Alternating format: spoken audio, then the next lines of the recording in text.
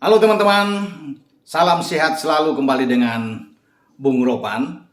Kita meninggalkan hiruk-pikuk yang ada di IPL, sekarang kita bergeser untuk mereview apa yang terjadi di La Liga Spanyol dan juga di Serie A Italia.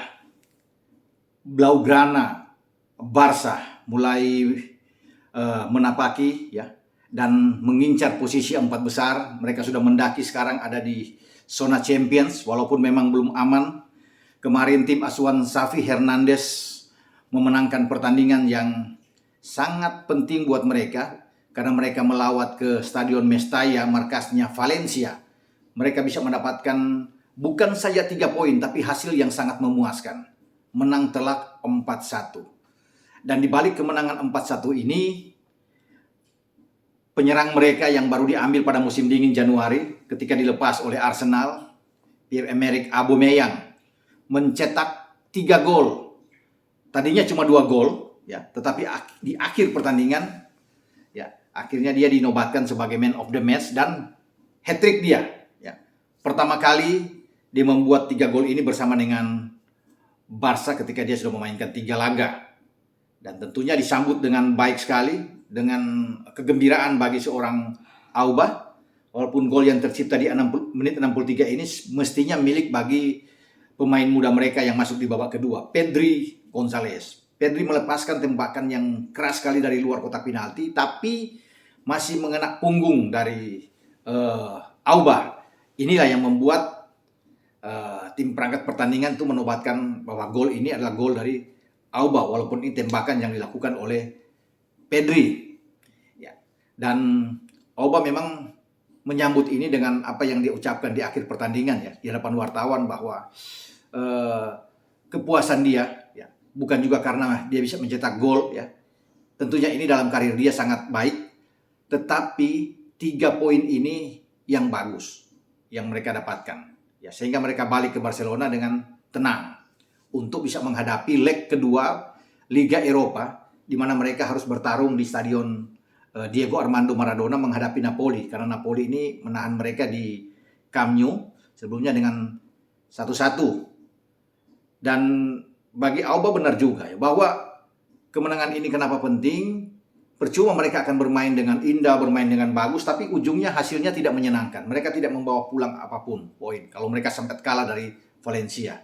Atau kalaupun dapat 1 poin, ini kurang begitu menyenangkan. Tapi dengan 3 poin yang mereka dapatkan, bermain tidak begitu bagus memang menurut Auba. Dan ini diakui juga oleh Xavi. Justru Xavi mengatakan lebih bagus mereka bermain saat menghadapi Napoli. Ya, walaupun hanya berakhir imbang, tapi di situ level dari Barca kelihatan sekali. Nah, dengan Valencia bukan berarti mereka tampil luar biasa, tapi biasa-biasa saja, kata Xavi. Ya. Dan ini menegaskan, walaupun mereka 65% penguasaan bola, tapi memang hanya 7 tembakan. Ini yang membuat mungkin saja bagi Xavi tidak begitu sebagus Napoli. Namun apapun itu, saya katakan bahwa mereka bisa menang dengan 4-1, ya, kemudian dapat 3 poin, dan ini oke. Memang hanya 7 tembakan, tapi di balik 7 tembakan pun mereka ada 6 on target. Jadi menggambarkan bahwa Barca ini efektif. Di dalam menembak mereka mungkin efisiennya 7, tapi ada 6 on target. Dari 6 on target itu 4 diantaranya menghasilkan gol. Dan 3 dibuat oleh Auba. Ada cerita menarik di balik 3 gol atau hat-trick dari Auba ini. Dia balik lagi ke Mestalla untuk pertama kali saat dia mengenakan kostum Barca ini. Dan dia membuat hat-trick itu sudah terjadi rupanya pada 2019 ya, ketika dia masih dengan kostum The Gunners Arsenal di semifinal leg kedua Liga Eropa. Kalau tidak salah pada 19 Mei ya, atau April yang berlangsung saat itu. Ya, di semifinal leg kedua Arsenal bisa menang ya, dan 3 gol diantaranya itu hat-trick dibuat oleh Aubameyang. Sehingga ini menjadi yang kedua bagi dia. Jadi bukan yang pertama juga, ya. Pertama ketika dia bersama dengan kostum Barca, tapi yang kedua dia tampil di Mestalla dan membuat 3 gol. Jadi sudah 6 gol yang dilakukan ke gawang Valencia. Ini luar biasa bagi dia, ya. Dan mereka sekarang 42 poin, ya. Jangan dulu terlalu bereforia, ya. Walaupun mereka sudah ada di posisi keempat karena di belakang dia masih ada juara bertahan, Atletico Madrid, dan juga dengan poin yang sama, 42. Cuma Atletico sudah bermain 25 kali. Sementara Barca baru 24 kali. Posisi ke atas tetap ya dipimpin oleh Los Blancos Real Madrid. Karena Madrid dalam pertandingan kemarin juga menang telak di kandang 3-0 lawan Alaves. Dengan 3 gol itu dibuat oleh Asensio, Vinicius Junior, dan penalti di menit terakhir, ya menit 90 mungkin plus ada injury time di sana, dilakukan oleh Karim Benzema.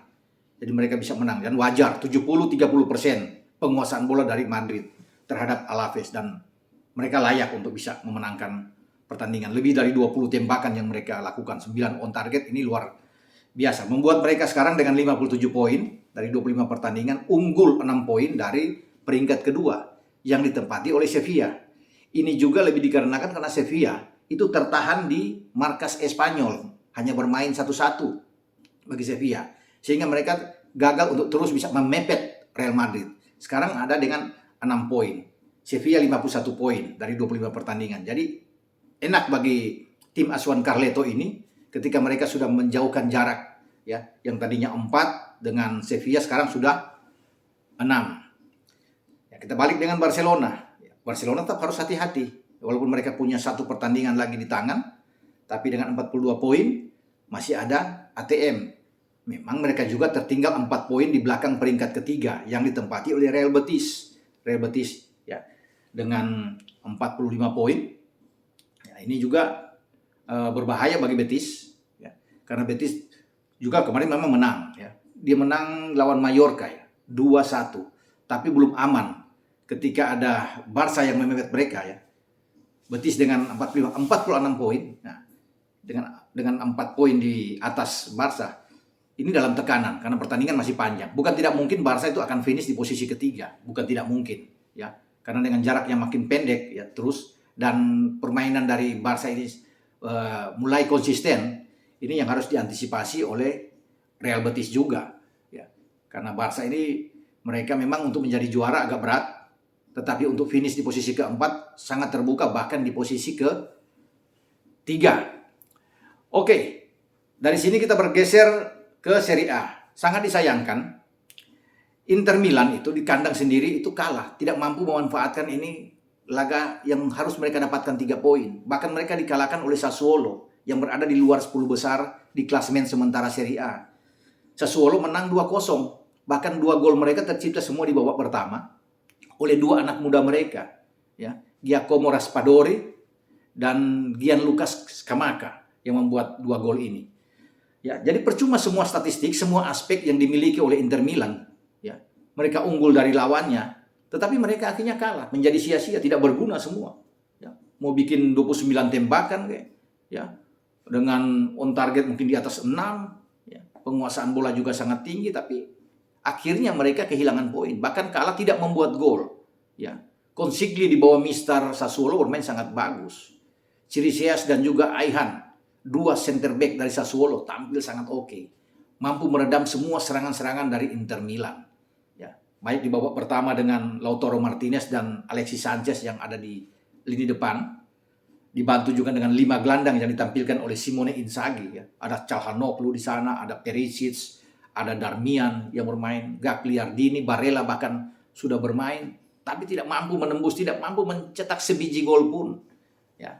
Memang di belakang mereka tidak ada Bastoni, ya, Di Marco yang bermain untuk bertiga dengan Stefan De Vrij dan Skriniar di depan penjaga gawang Samir Handanovic.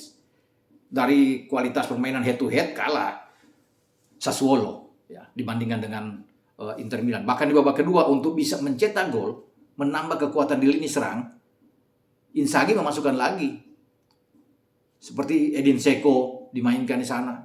Dumfries juga bisa mengisi posisi Darmian, Arturo Vidal juga ikut dimainkan. Tapi 5 pergantian ini juga tidak ada arti sama sekali, ya.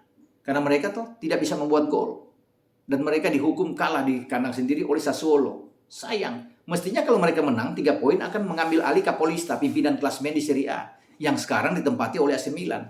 AC Milan unggul 2 poin.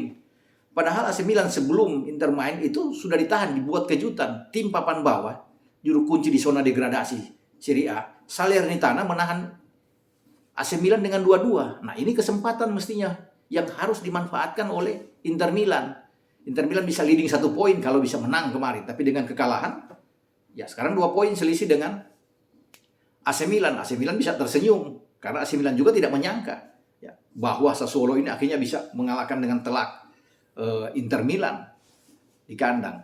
Ya, jadi ini menjadi kekalahan ketiga Inter pada musim ini. Posisi di atas juga di Capolista bisa berganti. Kalau nanti pada dini hari Napoli bisa menang melawan Cagliari, Napoli itu ada di atas bisa memimpin klasemen, AC Milan di kedua, dan Inter tergeser ke posisi ketiga.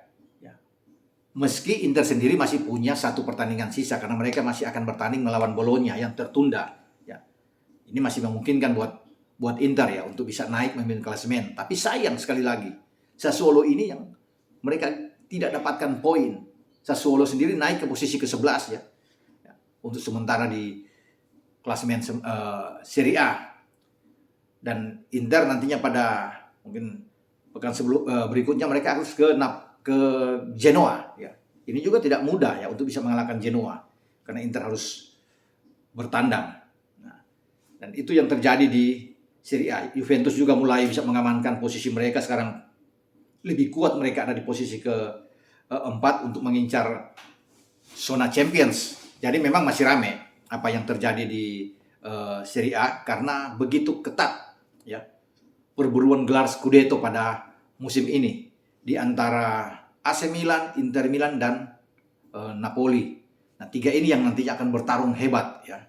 Saya tidak melihat bahwa Juventus untuk bisa mendapatkan gelar juara pada musim ini ya. Tetapi Juventus tetap akan mengincar posisi 4 besar. Namun harus hati-hati juga karena ada Atalanta yang terus memburu mereka ya, termasuk mungkin Lazio juga yang kemarin juga mereka tampil ya di Serie A. Jadi masih rame untuk bisa merebut posisi ke-4. Kita akan tunggu nantinya apa yang akan terjadi untuk pertandingan-pertandingan ke depan di Serie A, termasuk di La Liga, untuk melihat perkembangan konsistensi dari Barca atau Barcelona untuk bertahan di posisi ke-4, bahkan mengincar posisi ke-3, tempatnya dari Real Betis. Sampai di sini review pertandingan saya yang berlangsung di La Liga dengan Barcelona yang menghajar Valencia 4-1 dengan hat-trick pertama pada musim ini bersama dengan Barca yang dibuat oleh Aubameyang, serta kekalahan mengejutkan Inter Milan di Giuseppe Meazza dari tamunya Sassuolo. Oke, ciao.